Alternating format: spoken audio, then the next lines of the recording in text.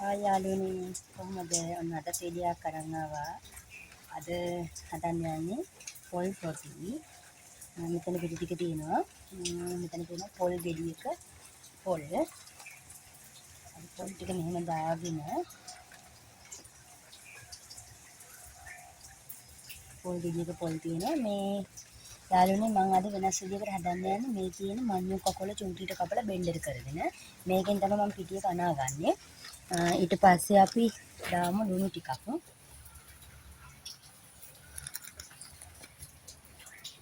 දැන් මේකෙන් දාලා තමයි අනා ගන්න තියෙන්නේ. අපි අනාගෙන බලමු. යාළුවනේ ඊට පස්සේ ඔන්න අපි පොඩි ලුණුයි දාලා හොඳට දැන් අනාගෙන දැන් අපි ඊට පස්සේ මෙන්න මෙහෙම කරලා මඤ්ඤු කකොල මේ තියෙන්නේ. මඤ්ඤු කකොල මේ පොඩියට කපලා බෙන්ඩර් කරලා තියෙන්නේ. මොනවම කරලා ඉතින් හොඳට පිටි ටික අපි අනා ගන්න ඕනේ දැන්.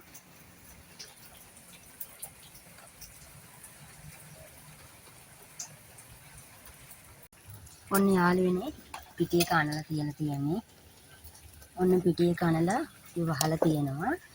ඊට පස්සේ රොටි කන්න හදා ගන්න චිකන් එක කපලා තියෙන්නේ ලුණු හැම. ඊට පස්සේ මේ දැන් මිරිස් ටික බෙද ගන්න තමයි යන්නේ. මෙතන දාලා තියෙන 3-5 මිරිස් ටික අපි මේක බෙදගමු.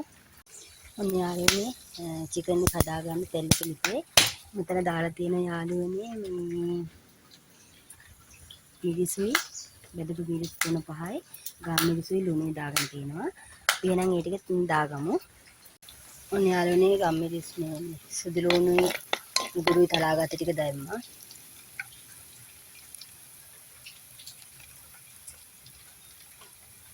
ඊට පස්සේ අපි පොඩියට කපාගත්ත රතුරුන් ටිකක් දාගමු. කරපිංකක් දාගමු.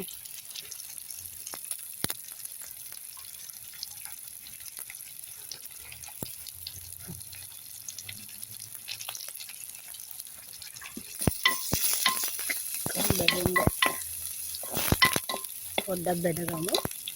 ඊට පස්සේ අරගෙන මෙතන තියෙන මේ කහ දාලා තියෙනවා. කහ චුට්ටුකුත් දාලා ගම් මිරිස් ලුණු ඒක එහෙම දාගෙන තියෙන්නේ. ඒක අපි එහෙම හොඳට අනාගමු. චිකන් එක මේකට ගොරකක් දාගමු. ඊට පස්සේ කුරුදු පොතු ටිකයි තලාගත්ත එනසල් ඇට දෙකකුයි දාලා මෙතන යාළුවනේ තියෙනවා පොඩියට කපාගත්ත කොච්චි ටිකක්. මම අම්මිරිස් දානවා අඩුයි. මම දාන්නේ කොච්චි තමයි. කොච්චි දාලා හරි සුවඳයි රසයි. ඕනම වෑංජනයකට මේ අම්මිරිස් දානට වඩා හරිම රසයි කොච්චි දාලා. සුදු කොච්චි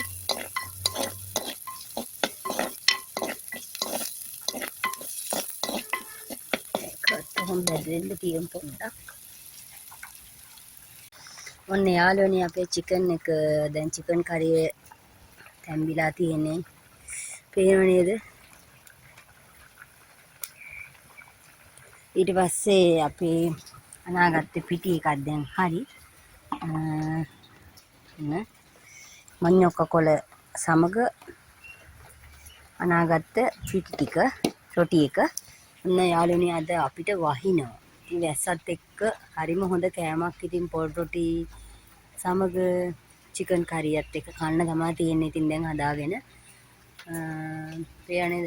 අපිට දැන් වහිනවා. අද ඊයේ රෑ ඉඳලම හොඳටම වැස්ස. මේ අපේ වත්ත පල්ලෙහැ.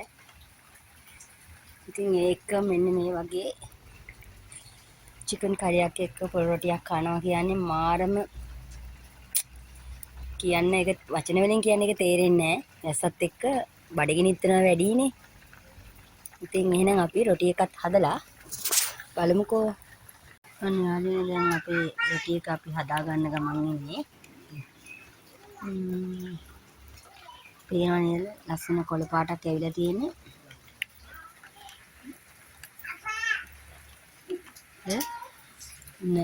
චිකන් කරි එකත් හරි.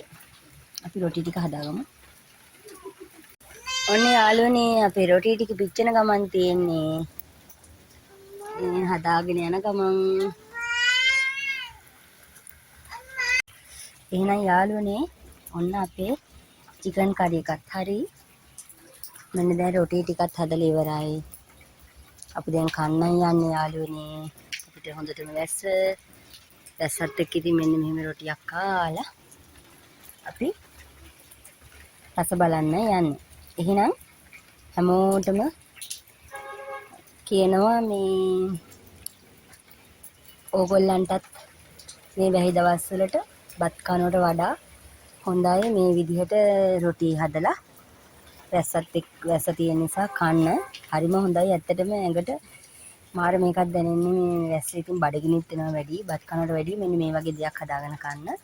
එහෙනම් ඔයගොල්ලත් මේ විදිහට හදලා බලන්න. මඤ්ඤො කකොල දාලා මේ රොටියකට බාන කොළ පාට ලස්සන පාටක් තියෙන්නේ.